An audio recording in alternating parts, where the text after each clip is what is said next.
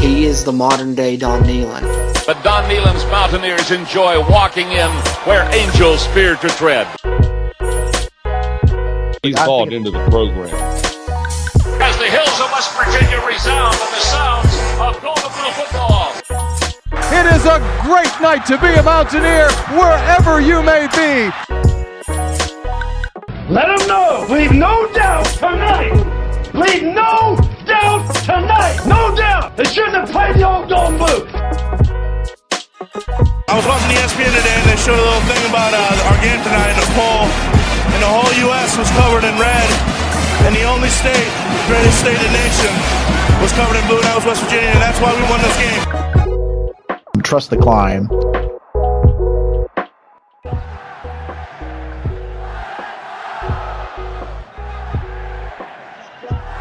And now, the show brought to you by Mountaineer fans for Mountaineer fans, the Country Road Webcast.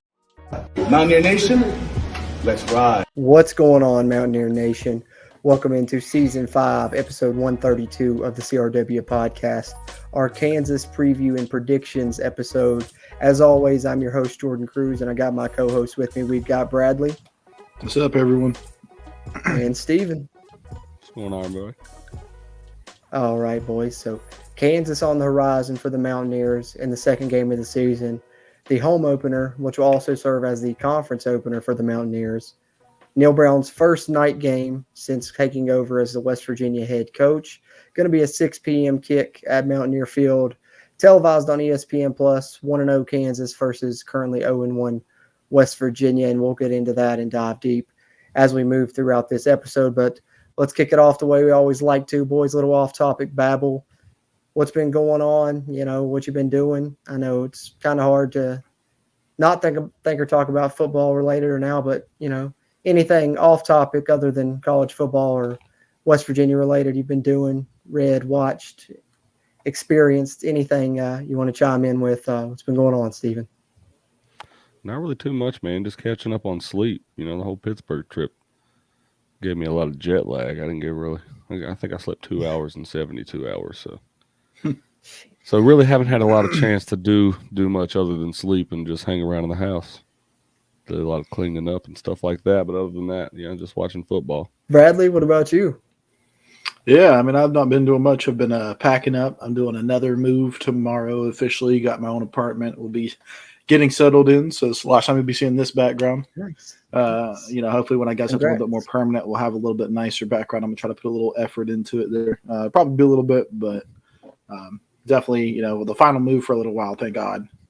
No more packing. Other than that, watching House of Dragons. House of Dragons has been good. Oh, yeah. Watched the third episode last night. Other than that, man, not been doing much. Just been grinding and. Congrats on the move. Excited to see how that background turns out. Haven't watched House of Dragon personally because I never watched Game of Thrones. For me, I tried multiple times. I don't know, something about like the medieval time period. I've never been able to like really get into much from that takes place in that time period. I don't know, but I did watch. Let's see, what have I watched recently? Night Shift on Netflix. Jamie Foxx vampire hunter movie, pretty funny. Him and Dave Franco wasn't bad, but even funnier than that, Me Time on Netflix. If you guys haven't seen that, oh man, that one I was dying. Heard about that one actually earlier at work. Yeah, it's funny. I liked that one. It was pretty good. And then it was last night or night before, I wanted to watch the new Predator movie, Prey, because I still haven't got a chance to watch that, and I really want to. But my fiance went out, and we watched the new Elvis movie. And actually, it was way better than I expected. It was pretty good. I put it in my top 10 movies of the year so far. I'm a big movie buff as well in the spare time. That's why usually in the off-topic babble, I'm babbling about movies or shows usually. But all right, let's move on to the Mountaineer News segment then.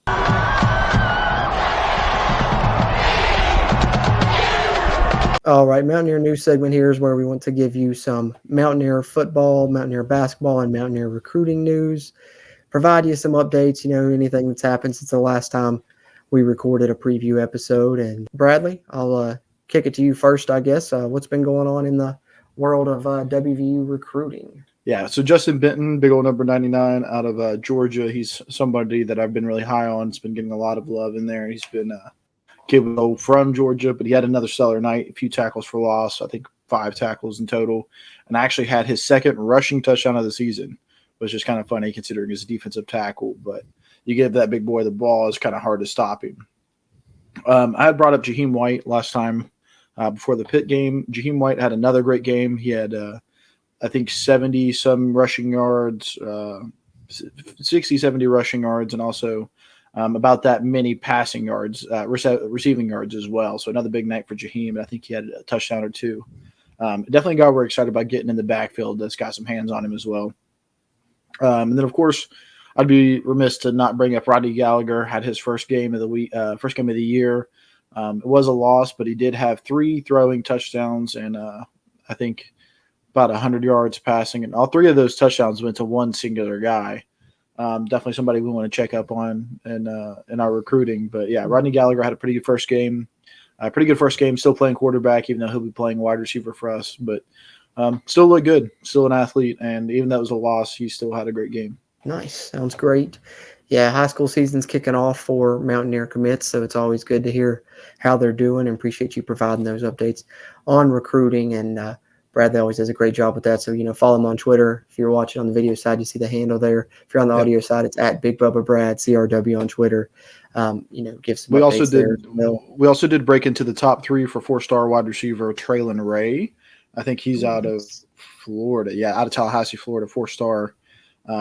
6'3", real tall wide receiver. So we did break his top 3 in there with Tennessee, Mississippi State, and then us. So make sure you guys get out there and follow that kid as well. Traylon Ray. Yeah.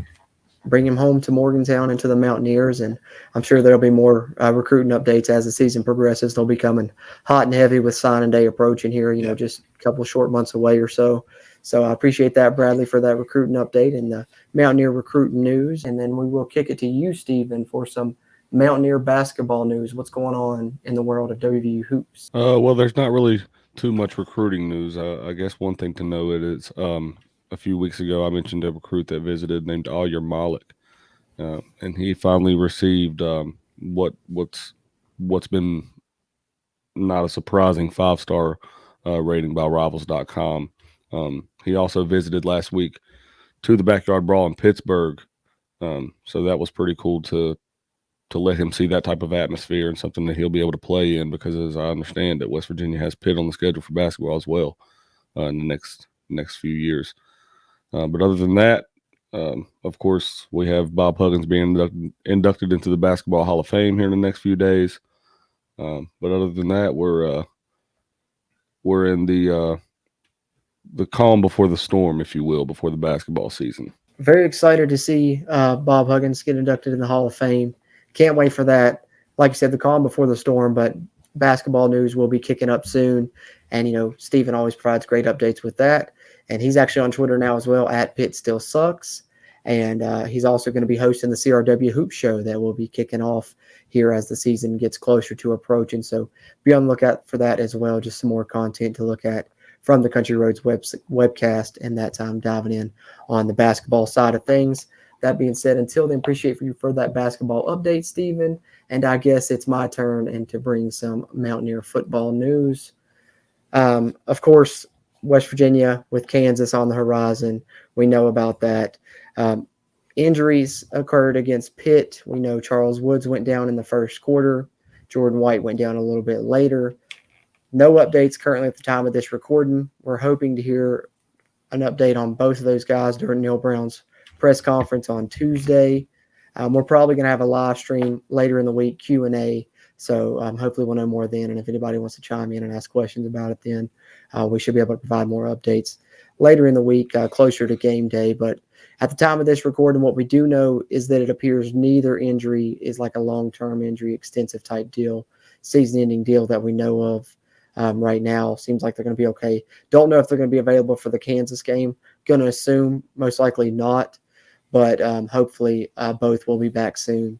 I'd say, if it's just something that needs rest. Rest him for this Kansas game, rest him for Towson, and hopefully we'll have him back for when we play the Hokies on the road in Blacksburg on September 22nd, but we'll see how that goes. Otherwise, C.J. Donaldson was named Big 12 Newcomer of the Week following his performance against Pitt, 7 carries, 125 yards, and a touchdown. Also blocked a punt and did a great job in pass protection as well. So can't say enough about the debut for that true freshman running back. We're going to see more of him in the future, but the Big 12 recognized it as well and gave him the Newcomer of the Week, award after week 1 of the college football season. And speaking of college football, the college football playoff is expanding to 12 teams. It is scheduled to come in 2026, could happen as early as 2024, though they're pushing for that. Under the new format, the 6 highest ranked conference champions get automatic bids into the playoff. The four highest ranked of those get a first round bye. The other 6 spots will be filled up by 6 at-large teams. So new 12-team playoff coming in 2026 and could be as early as 2024. Other than that, in football news, around the Big 12 conference in week 2, some pretty good games. Everyone in the conference actually 1-0 besides the Mountaineers, but the Mountaineers did face the toughest opponent in week 1. Nonetheless, some really tough matchups on the horizon for most Big 12 teams this week, and that includes number 1 Alabama traveling to take on Texas. That game will be at noon. Missouri traveling to Kansas State, also at noon. Number 24 Houston traveling to Lubbock to play Texas Tech at 4 o'clock. Then also at 4 o'clock, you got the Cy-Hawk rivalry, Iowa State going on the road to Iowa, trying to finally knock them off. Then you get Kent State going on the road to Oklahoma at 7 o'clock. Arizona State at Oklahoma State at 7:30. Tarleton at TCU in the lone FBS versus FCS game of the week at 8 o'clock. Then you get a big one, not a conference matchup this year, but will be next year. So a nice little preview as number 10 Baylor goes on the road to play number 25 BYU. Late kickoff in that one if you want to stay up late and check that out, 10:15 p.m. Eastern since they're playing in Utah. And then, of course, the Mountaineers, the team at hand we're going to get into discussing. Kansas comes in, Gold Rush game, home opener, conference opener, 6 p.m., going to be televised on ESPN+. West Virginia currently favored by 13.5 points at the time of this recording. That being said, any thoughts on any of the news we shared, whether it be recruiting, basketball, football, anything you guys want to chime in on? Any final thoughts on Mountaineer news before we dive deep into the matchups between the Jayhawks and the Mountaineers this week? Horns down. I hope Texas loses to Alabama. I don't care if it's in the Big 12. They're going to the SEC anyway, so horns down. I hope they lose to Alabama. And Houston can go down too. Steven, anything? I'm excited to see some of these matchups because you get to see a few future Big 12 matchups, with the likes of Houston and BYU, and yeah, I'm curious to see those matchups with those opponents officially now being accepted to join the conference. That's going to be some pretty good atmospheres, I would imagine. I guess that will do it for the Mountaineer News segment of the show. Let's dive deep onto the Kansas Jayhawks.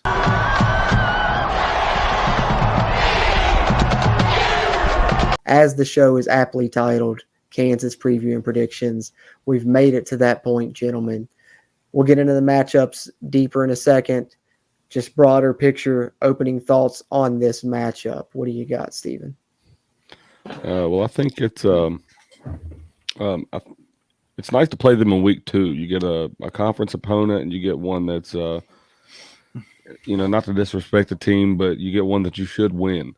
I know Kansas is coming off of a really high-scoring game, especially for a Kansas team that struggles to score the football a lot. They scored 56 last week against Tennessee Tech.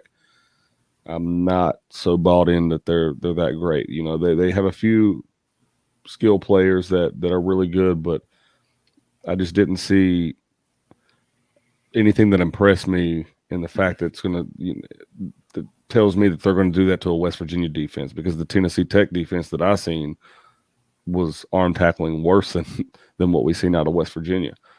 And it was a horrible showing. So I think that West Virginia is going to have a nice week to bounce back and recover from last week, and I just hope that there's no hangover effect, which I don't believe that there will be. I think it'll be a nice opponent to gain the win back in yourselves. Bradley, what about you? Yeah, I definitely saw, I think Kansas looks better this year than they've looked, past, handful of years. They definitely have some things that have me a little bit more nervous than I probably should be. They got a little bit of a mobile quarterback. We've struggled with that in years past. They've got some really good looking running backs that, they did blow through some arm tackles against, granted an FCS team, but, we didn't look so great in that area, and there's some big boys. And so, that could be a problem for us. And they also had some really good looking tight ends. That's something I feel like we've also struggled with. Really good tight end play is just something that's hurt us in the past. So do I think that we'll lose to them? No, but I think that we have potential to lose to Pitt a second time. We saw it happen in Neil Brown last year after the Oklahoma game. And it's something you really can't afford to let happen again, because I think that this Kansas team is just scrappy enough to make the game ugly.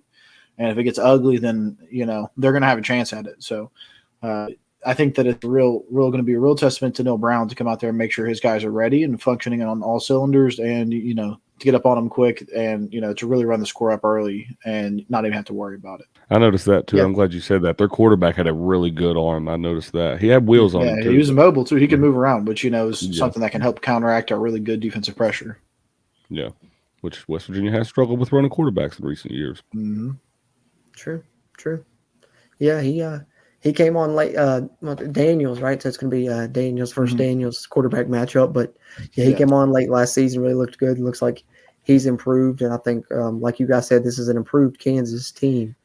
Probably one of the better Kansas teams West Virginia will face since they joined the conference. But that doesn't take much to do. But I really do like what Lance Leipold's done there and is building there. It seems so. They've got some good players at the skill positions, I think.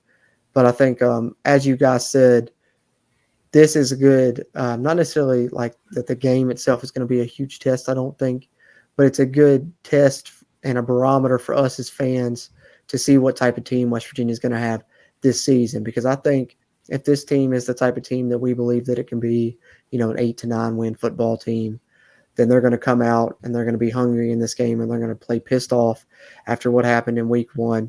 And they're going to handle business in this game and cover the spread. And, because, like Brandon Phoenix over at the RVK always likes to say, shout out to the raspy voice kids, but good teams win, great teams cover.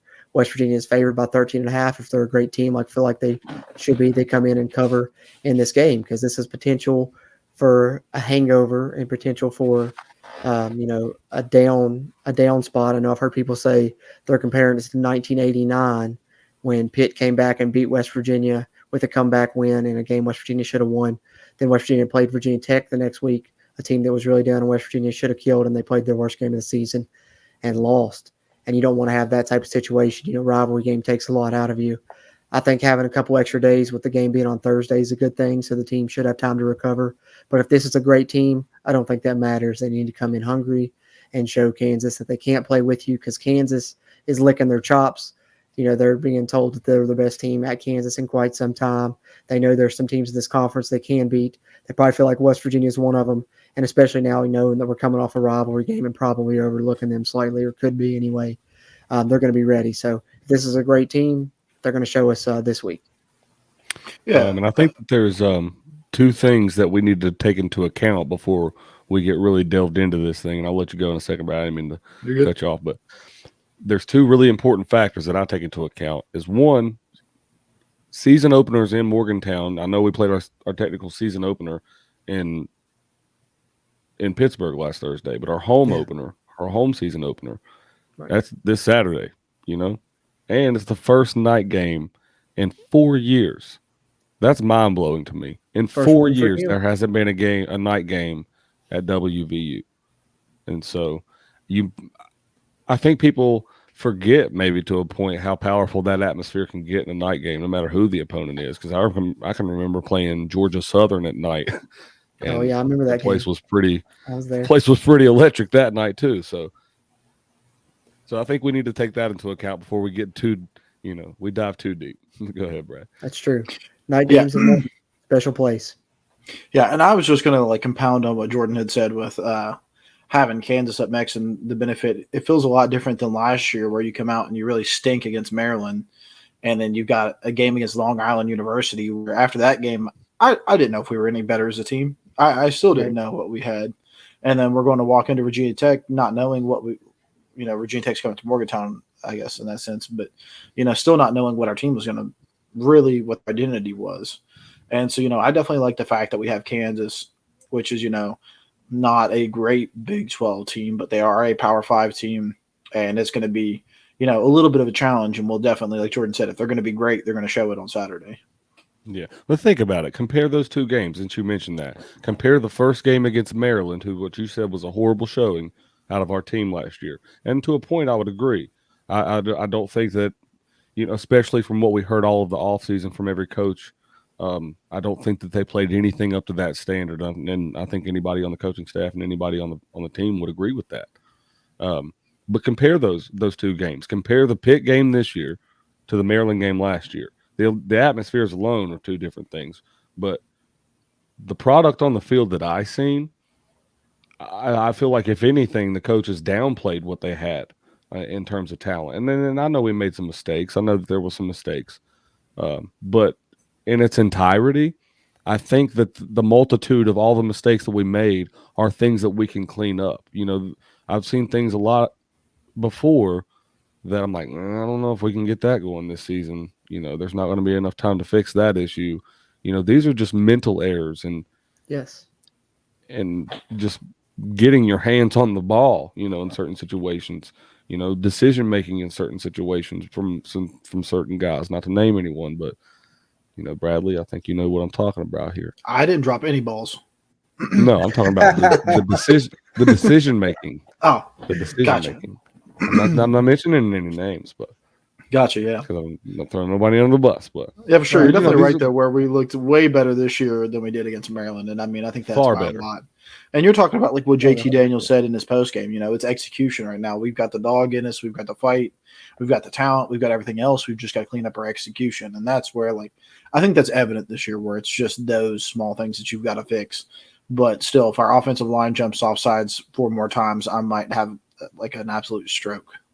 Which is true, but you have to, and I say the same thing. I hate it. It drives me crazy. But if you have all of that, think about that atmosphere, and you're all that adrenaline running through you. It's one thing to say that you're not going to jump, but there's a lot that goes into it. So. Yeah, there's just a lot of other Power 5 teams in this country that don't do it as much as we do, it feels like. Yeah, that's true.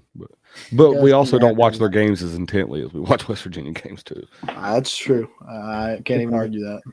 Yeah, good point. Good point. But I agree with what you guys are saying, though. Like, the gist of it to me is there's nothing that we saw in week 1, which is the first time we can say this in 4 years, probably at least, that there's nothing that you saw in week 1 that isn't something you can fix going forward, because it's mental mistakes that kill West Virginia.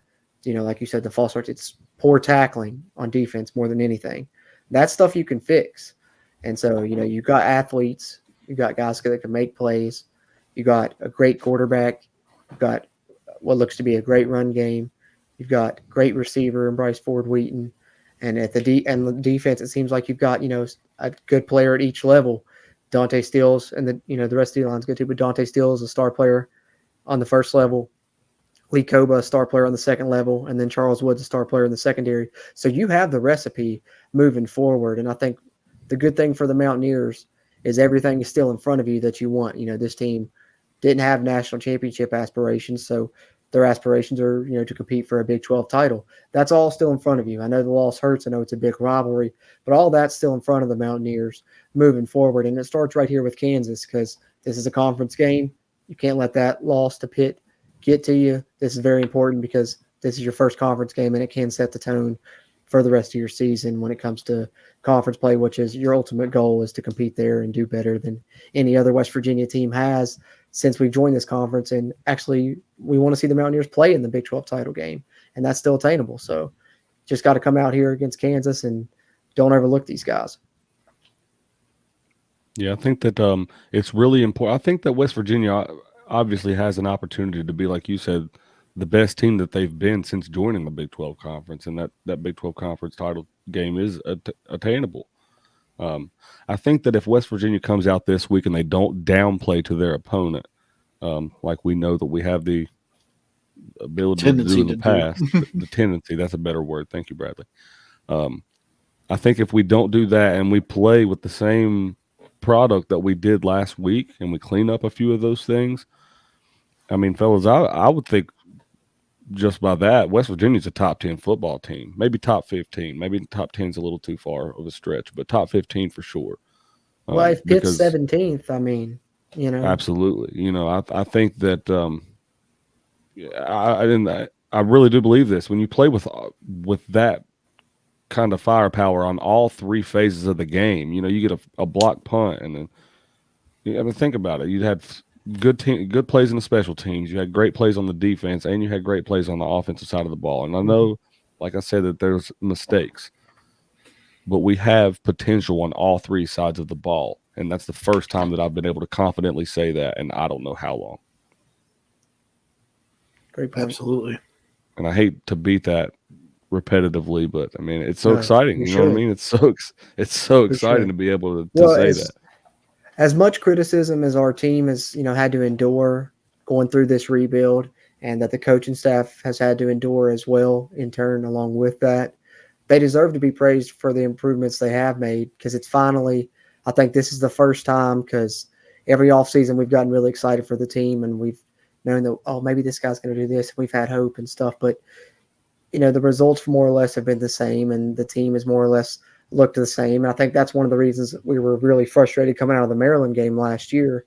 And I think fast forward, here we are a year later after the first game, and it's a completely different feeling for me, because like you said, the things we've seen from this team, we haven't seen from West Virginia team in 3 or 4 years.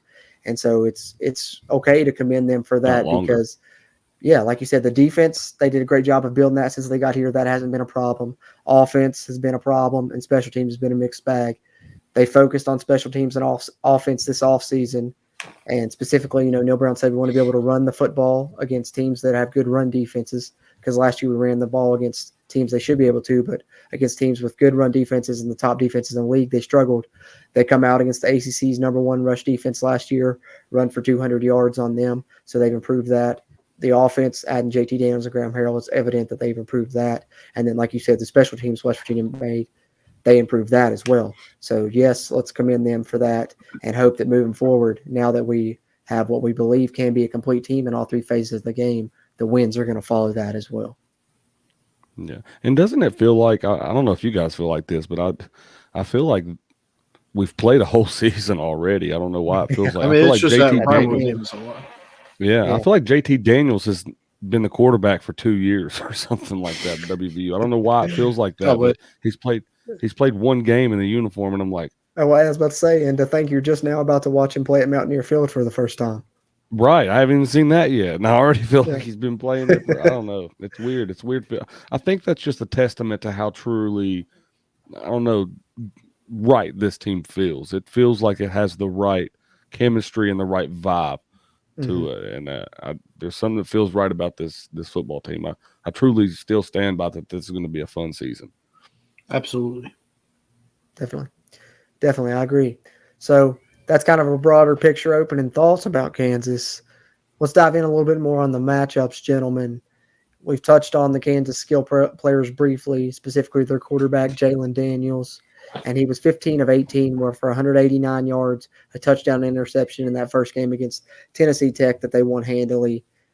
That's the guy that's going to be Willing and Dillon. They have three good running backs, Daniel Hishaw, Devin Neal, and Kai Thomas, who West Virginia has seen before.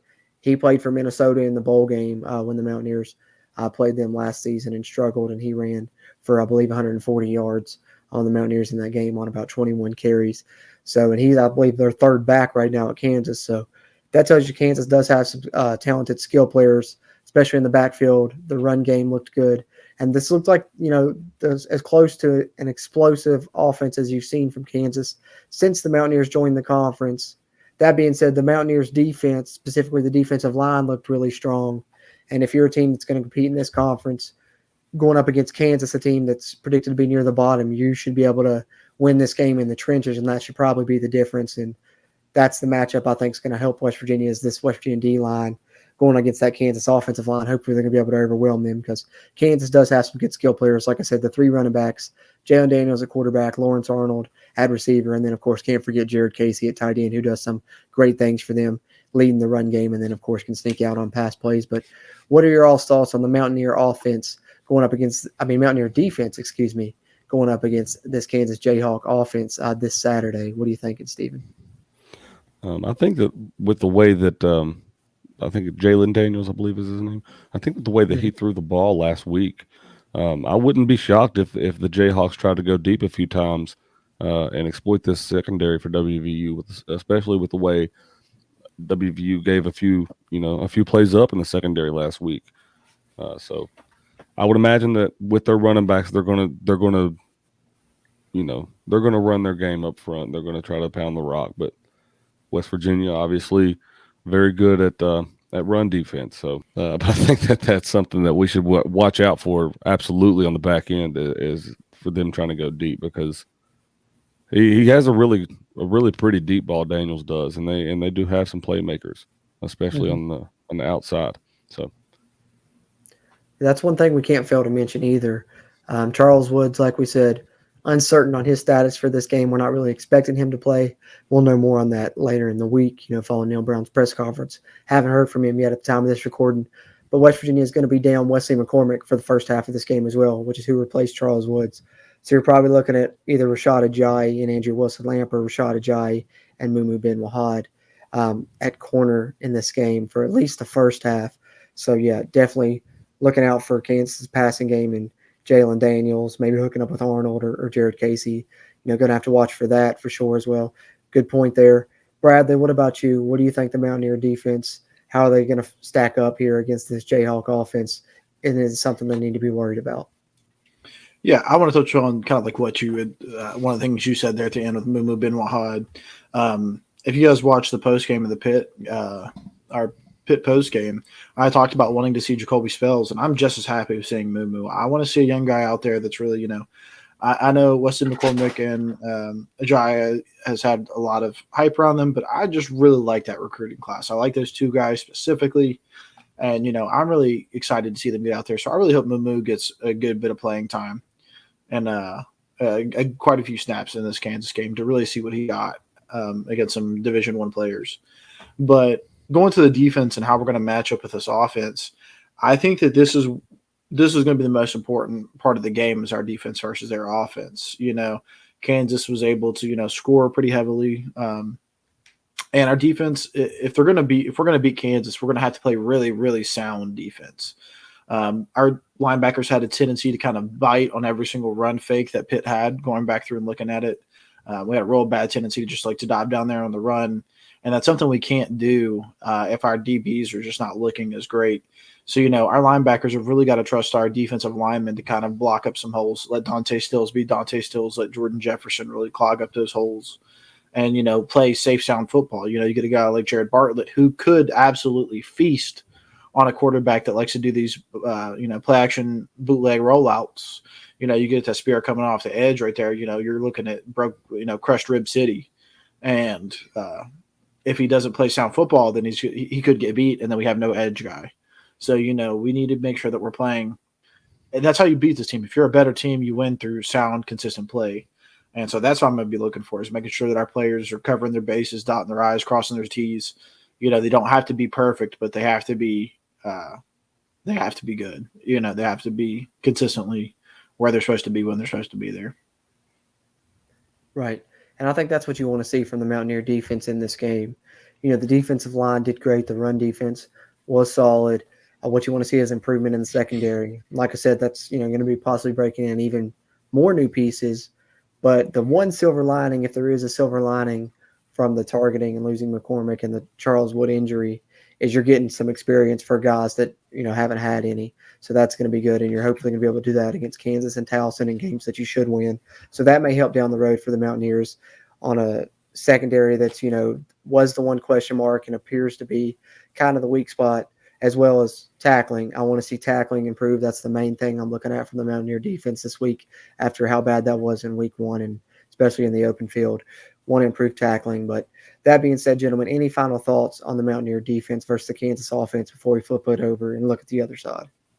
Yeah, like you said, I want to just say, we're building depth, and that's at least a positive. We're building depth, that's not against Oklahoma. Yeah, I just want to see improvement from week to week. I don't want to be sitting here after, week 2 saying, well, hopefully we see it against Towson. I want to see growth. I want to see improvement. If we're really going to be the team that we want to be and we want to compete for a title and we have that kind of talent, then let's do that. And, let's really come and work towards getting better each week. Well said. So flip it over, other side of the coin now, and let's talk about this Mountaineer offense that I think we were all pretty impressed by in week 1.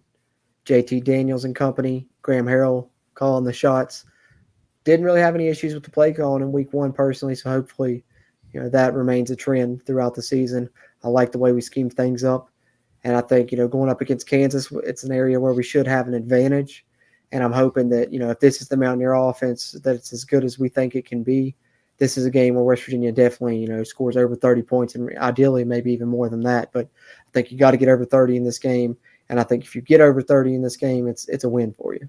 So, but what are your all's thoughts? Mountaineer offense versus the Jayhawk defense. Bradley, let you kick this one off first. Yeah, I think we're going for 500 yards. I think that they're not going to be able to stop us. I think our offense is going to score at will whenever they want to. I think we're, like I said, in the post game of Pitt, I think we're going to see a lot more of our other wide receivers kind of step up in this game. And, I don't think that there's going to be any chance that Kansas ever stops our offense from moving. I just don't see it happening, which is why I think, defense playing soundly is going to be the key because, if it turns into a shootout, then, that's not really what you want. But if we can keep them stuffed on defense, there's no way they're going to slow down our offense. So. Yeah, I happen to 100% agree with that. I think that this is our time to really show how prolific this offense is, and truly for Graham Harrell to really show, some of what, not really truly all of what you have, because you don't really want to pull out any of, what you're keeping up your sleeve, towards in this type of opponent. But I think it's really a chance to show you, how good this offense is. And I think that like Brad said, we're going to score at will. And I think 30 points is easily obtainable. I'm going to go north of that to give you a little sneak peek of what I would say close to that in the first half. Oh, yeah, I would not be surprised. What I do think, I don't think that we see Oliver Straw all day long. I don't think West Virginia will punt the football. Maybe till late in the second half. Maybe late in the second half, whenever second string comes in, we maybe see Garrett Green Goose. Okay, so you guys are super optimistic on this one. I mean, I am too. I'm just I'm trying to temper my expectations just because, I'm still not 100% not worried that, there might be a little bit of hangover after, such an intense rivalry game. Like you said, Stephen, we feel like it's been a whole season already, and we were just there watching the game. And, for us, it feels that long. It had to take a toll on the players as well. So, but I definitely think West Virginia has a distinct advantage in this one. Their offense should be able to overpower this, Kansas defense. Looking into, some of their numbers from week 1, like we said, they dominated that Tennessee Tech team, but none of their defenders' grades were truly super duper high, really, save for their edge. Defensive end Lonnie Phelps had a 91.2 defensive grade, 85.3 pass rush grade. Other than that, I mean, even their coverage grades were in the high 60s at most in a matchup they won handily. So West Virginia should have some matchups, I think, with their receivers, and hopefully some other receivers step up, because I feel like Kansas is probably going to be keying on Bryce Ford-Wheaton pretty heavy. He was targeted 15 or 16 times. And if you look into West Virginia's PFF numbers, specifically JT Daniels, and dive in, passing directions and things like that, that shows right away, because JT Daniels' passing grades, deep throws, which on PFF is throws further than 20 yards, throws to the deep right for JT Daniels, 64.2 pass grade. Throws to the deep center for JT Daniels, 45.1 pass grade. But throws to the deep left for JT Daniels, 83.9 pass grade. West Virginia's receivers left side receiver, Bryce Ford Wheaton. So any deep ball West Virginia hit on was Bryce Ford Wheaton. Obviously, you can tell when looking at those stats from week 1.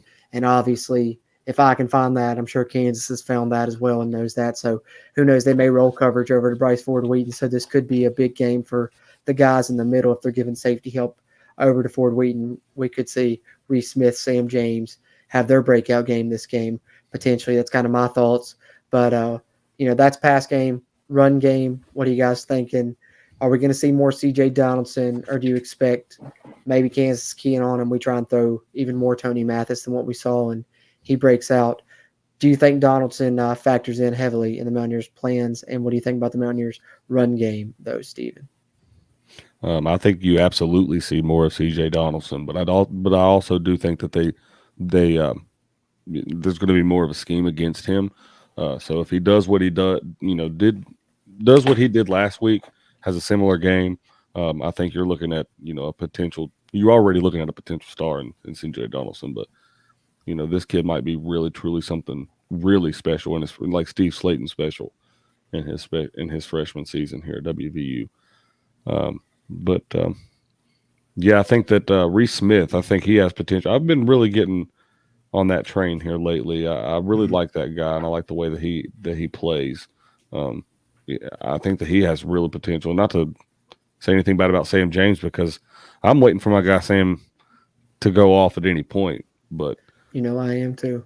But Reese has really been impressing me lately. The way that he plays, I think that, man, it's just heartbreaking the way that the game ended the other night, because it was just so close to being the other way around for that kid, and he deserves it. I think that he's going to have a really good season here.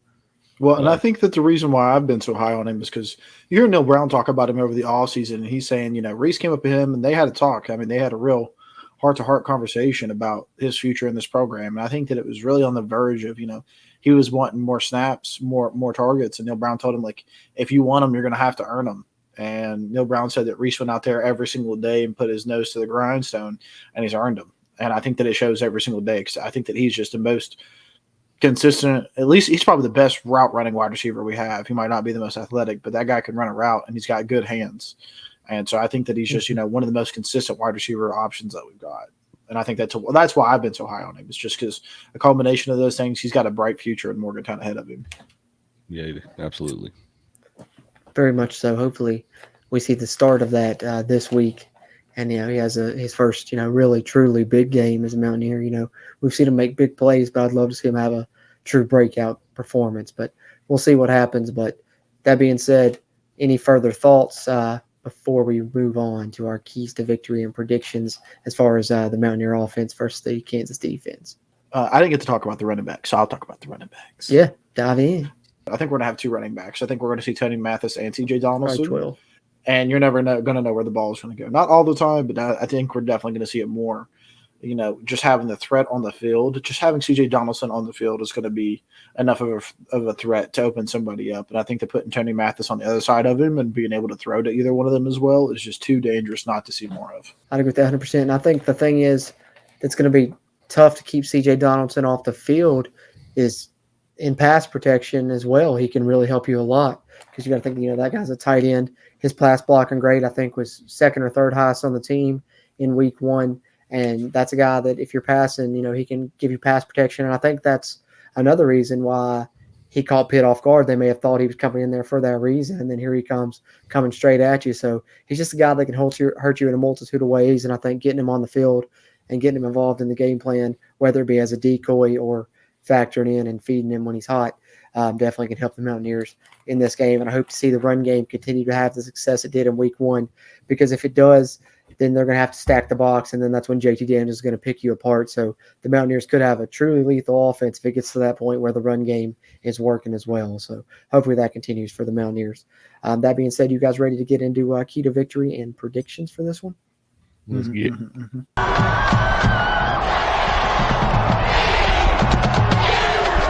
All right, so we're getting ready to head into our keys to victory and our score predictions for this game against Kansas. But before we do that, quick reminder, as always, hit the like button if you haven't already. Give us the thumbs up. That'll help this video's performance and help future videos performances if you're watching on YouTube.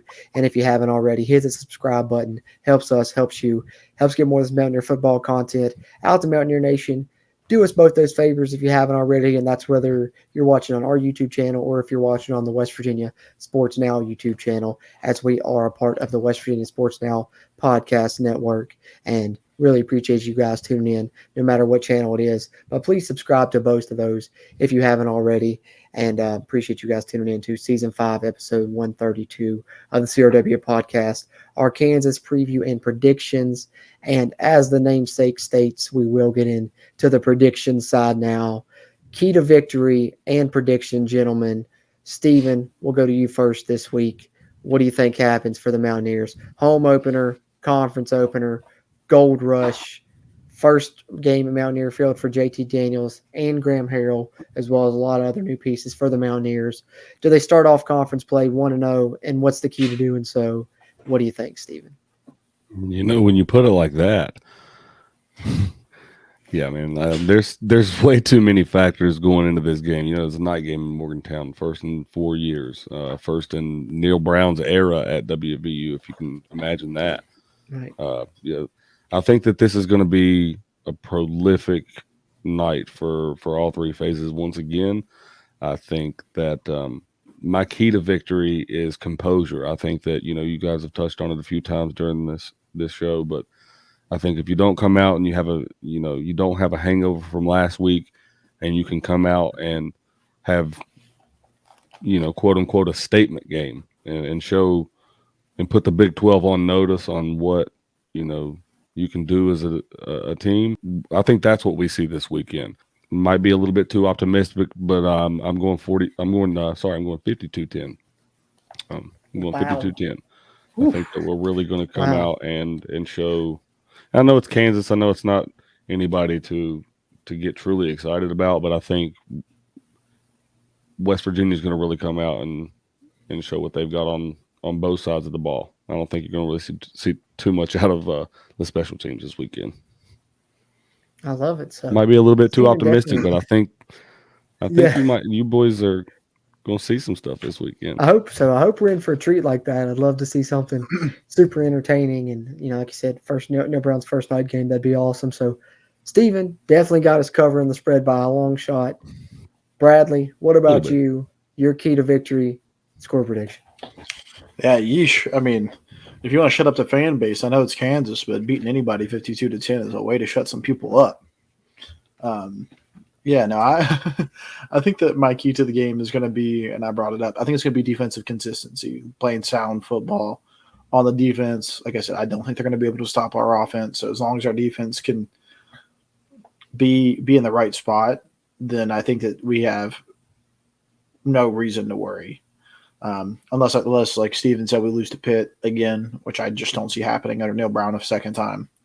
So I just think defense consistency, staying home, playing safe and sound football, and I think that we're really going to capitalize on it if we do. We're just going to do a lot of turnovers, and we're going to play some really great football. I do think our defense takes their licks. I don't think we're going to have a 10-point game like Steven says, but I'm going to go 48-20. I think that's a pretty solid score right there. I do think, like I said, I think we're going to score at will. And I do think that, later on, I think Kansas is going to get a couple rushing touchdowns on us. They're going to get a couple sneaky touchdowns on us. I just feel like they're going to have two big plays on us where they just get ones where they shouldn't, bad tackling, biting on a run or something, and they just get one over top. And then after that, we really tighten up and, only allow a couple field goals in the rest of the game. Okay, I like it. And to think I was sitting here having a debate with myself earlier, trying to come up with my prediction if I was going to have us cover the 13.5-point spread or not. But lo and behold, you guys got it for sure. Got a 28-point victory and a 42-point victory here. So I don't know. I guess, I'm optimistic as well. I will say I do have us covering the spread too, but not quite as wide of a margin. But at least we all three are in agreement there. So I think we all three do believe this can be a great team. As we said, great teams do cover, so hopefully the Mountaineers can cover. For me, my key to victory, I think, is a fast start. We touched on it briefly earlier. Can't have a hangover, from the Pitt loss. Can't let it defeat you in this one. Need to get your head on straight, come out, Kansas is going to think they can play with you. You need to show them that they can't play with you. A fast start for the Mountaineers, I think. Jump on them early. Then you're able to open up the playbook, do whatever you want. And I think your defense will play better. Everything will play better. Everything will work more smoothly if you can come out with a quick start, because the recipe for an upset is simple. They think they can play with you. They come out, they stick with you for a quarter or two. They build confidence, and then they do play with you for a whole game. So come out, jump on them. Let's get a fast start. And I think that's a major key for the Mountaineers to open the conference play with a victory and, start their home season with a win as well. And I think they'll be able to do it, but I think it's a little bit closer than you guys do. I don't know. I got a lot of respect for this Kansas version of Kansas, I guess, but this will be the game where we find out just how improved they are, as well as just how good our Mountaineers can be. But like I said, I think they can be pretty good. I've got them covering. I've got them scoring 38 points, holding Kansas to 21. 38-21 for me, 17-point win. So at least I got us winning this week. At least I'm in agreement with you guys, unlike week one. Yeah. 52-10 easy. Easy. All right. Good to see Nico Markio. Hopefully starting Big 12 play with a win and the home season with a win. But we'll see how that goes. But enough with the serious stuff, gentlemen. A few minutes left. Y'all know what time it is. Let's play a couple rounds of Mountaineer multiple choice and then get up out of here.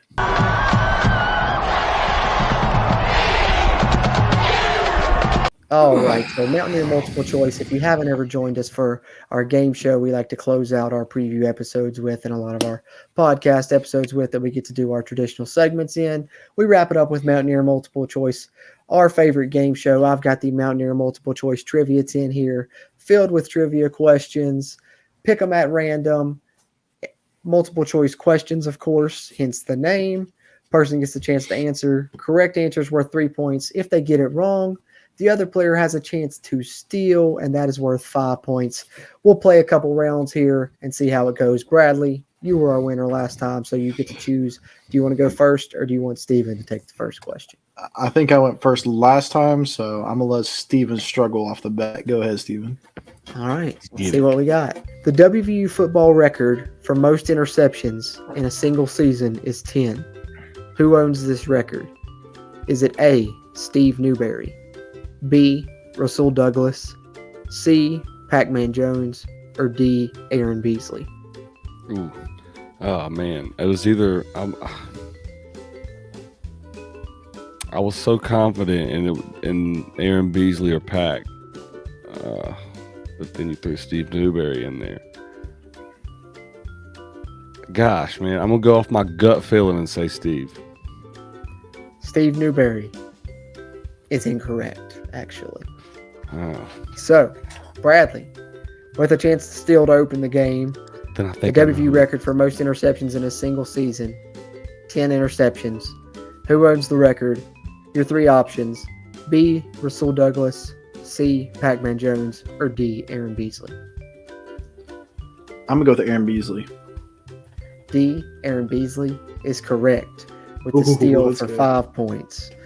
Yeah, that's what I originally, like, as soon as you asked the question, I was like, it's Aaron Beasley. And then you threw Steve Newberry in there. I was like, well, I would say Steve Newberry confused you because Steve Newberry, I think, is the career leader, like total over a career. So throwing him in is a little. I was talking about him just the other day. That's what it was. And all right, oh, man, good question. Good Bradley, question. to take a commanding lead here. In terms of most total yards in a game at WVU, I have all 5 of the top 5 total yardage games in school history. Who am I? Is it A, Pat White, B, Tavon Austin, C, Geno Smith, or D, Will Greer? All right, we say the question again. The total yards, is that like complete total yards? Like, is that, total yards, as far as total yards in a game, the top 5 performances, this player has all 5. Yeah, because I'm guessing that includes like all-purpose yards too. Yes. I'm gonna go with Geno Smith though. My heart's saying Tavon, but I'm going Geno. I think it's Geno. Geno Smith is correct. 3 points awarded to Bradley. So I knew he had like a 600-yard game against Baylor, so that automatically means He's he was putting up video game numbers there for a while, man. Very much so. Up until Texas Tech, he was winning the Heisman. I don't care what anybody says. Oh, yeah. Easily. Yeah, there wasn't a doubt in my mind. So crazy how much football season can change in the final half there, because the first half was completely different. But Yep. I digress. Steven, you need one. You need it bad. Bradley's with 8 points. So here we go. Let's see if we can do it for you. I broke the WVU record for receiving yards in a single season when I racked up 1,622 yards. Who am I? A. Tavon Austin.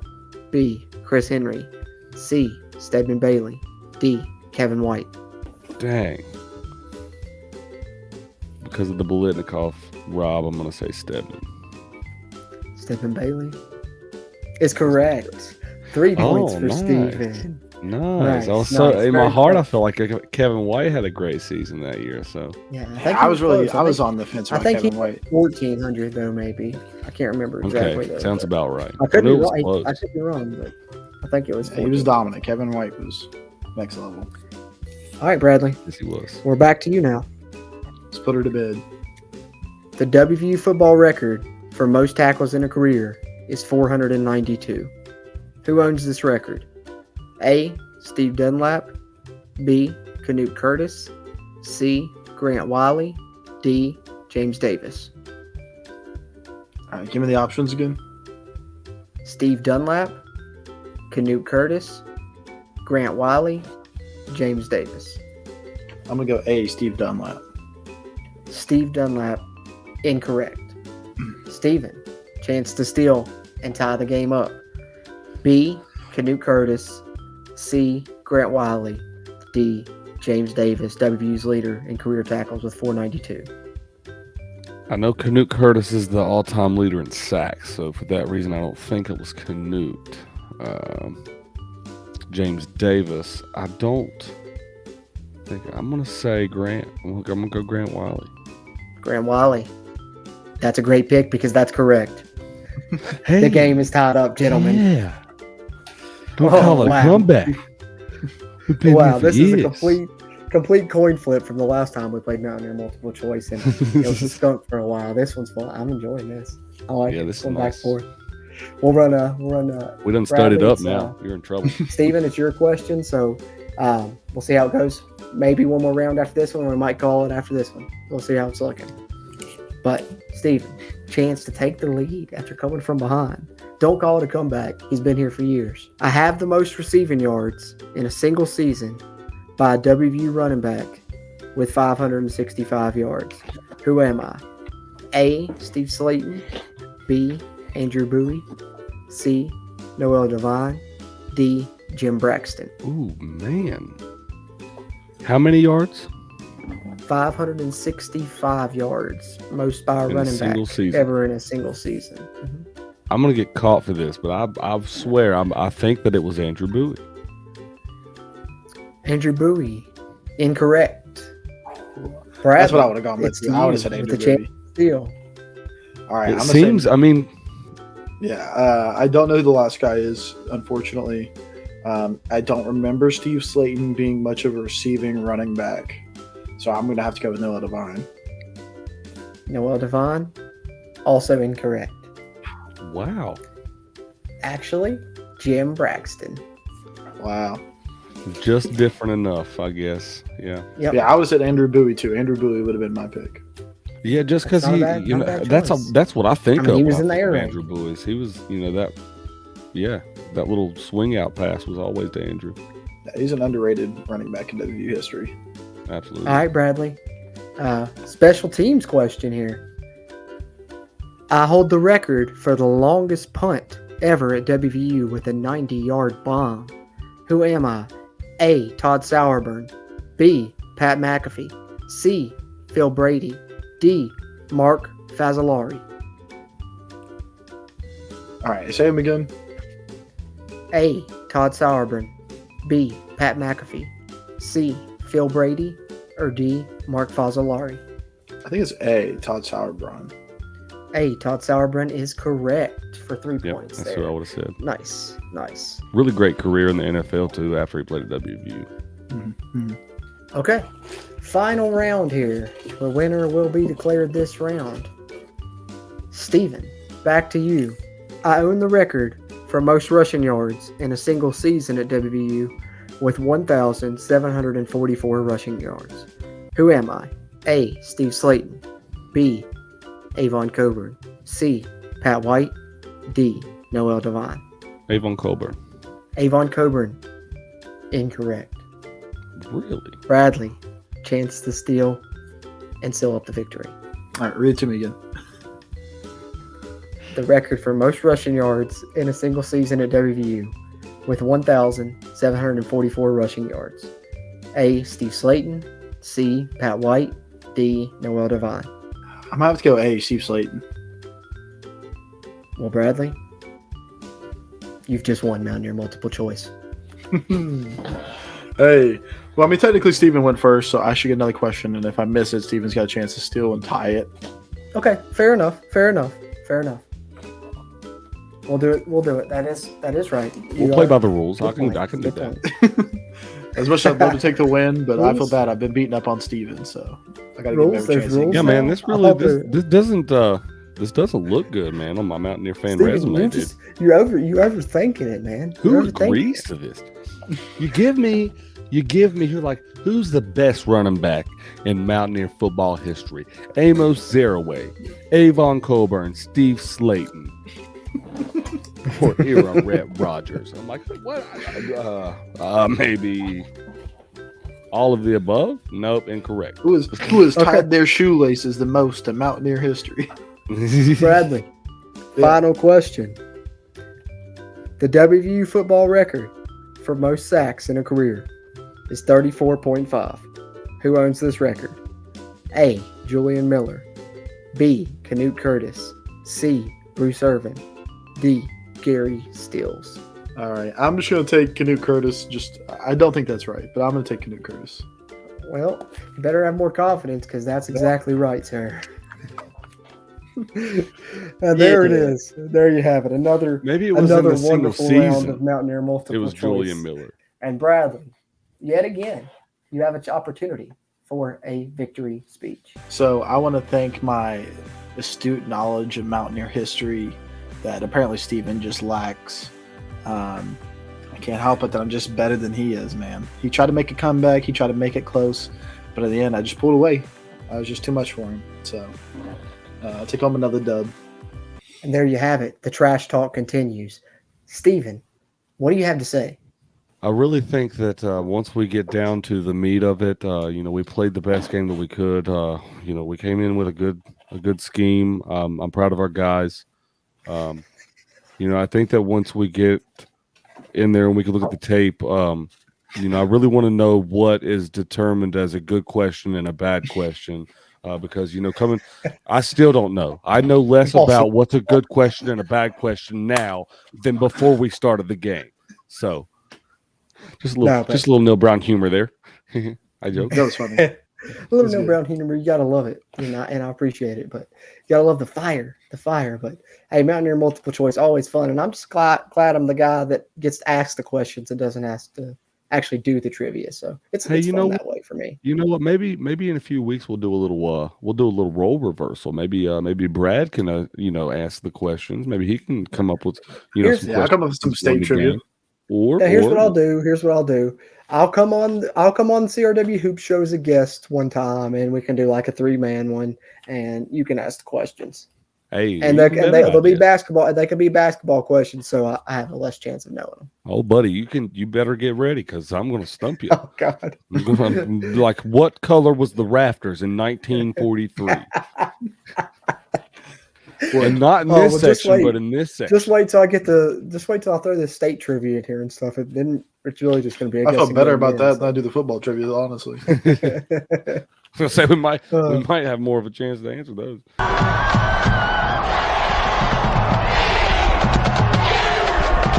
Hopefully, you guys enjoyed that as much as we enjoy playing it. That being said, gentlemen, any final thoughts here before we get ready to close out Season 5, Episode 132 of the CRW podcast, as the Mountaineers get set to take on the Kansas Jayhawks in the home opener and the conference opener in a Gold Rush night game at Mountaineer Field. any final thoughts before we head out of here, gentlemen? Yeah, let's get in, handle business, and get out. Absolutely agree. I think that West Virginia, like I said, has a chance to have a statement game this weekend, and we can do just that under the lights. Also, if anybody, wants to come say hi, we're in section 204. Yep. 8 rows up right there. So come say hi during the game. Say what's up. Catch me in the post game live show on Voice of College Football. Ooh, yeah, we'll be on there right after the game. So we will be there. We'll be joining on our phones. It might be a little bit different audio wise and video quality wise, but we will all three be there. Yep, we'll be there, and it's going to be a good time. So definitely look out for that. Great call out, Bradley. We will be hosting the post game show immediately following the Kansas game on the West Virginia Mountaineers Voice of College Football channel. Hopefully tune in live there with us, but if you can't, the playback will be available. And then, of course, the flip it into the podcast version that will be available on the WVU Sports Now website and on our podcast platforms, of course, under Country Roads Webcast, and any updates on stuff like that. And, of course, a Q&A stream that we'll try and do later this week as well. You can find that on our social media. If you're watching on the video version, you see it there on the screen. But if you're listening on the audio version, it's at WVU Country Roads on Twitter, Facebook, and Instagram, just Country Roads Webcast. And you can find updates on the content that we have coming down the way. That being said, if you're watching on the video side, whether it be on the Country Roads Webcast channel or the WV Sports Now channel, hit the like button, give us the thumbs up. That'll help this video's performance and help future videos' performances. Hit the subscribe button on both those channels if you haven't already. Helps get more of this Mountaineer football content out to Mountaineer Nation. That being said, we'll be back to recap it all following the game. Be on the lookout for that. That will be Season 5, Episode 133 of the CRW podcast. And in between that, we will have a live stream prior to the game. So like I said, tune in to social medias for an update on where that will be, and you guys can get in some Q&A with us, as we love to interact with the Country Roads webcast community and continue to try and grow that. But that's a wrap here on the Kansas Preview and Predictions Edition, Season 5, Episode 132 of the CRW pod here. We've had a great time. Hope you all have as well that tuned in, whether it be watching or listening. And that being said, for Bradley and Steven, I'm Jordan Cruz. And until next time, let's go Mountaineers. If you really want to know, then come on, let's go. Take a stroll down those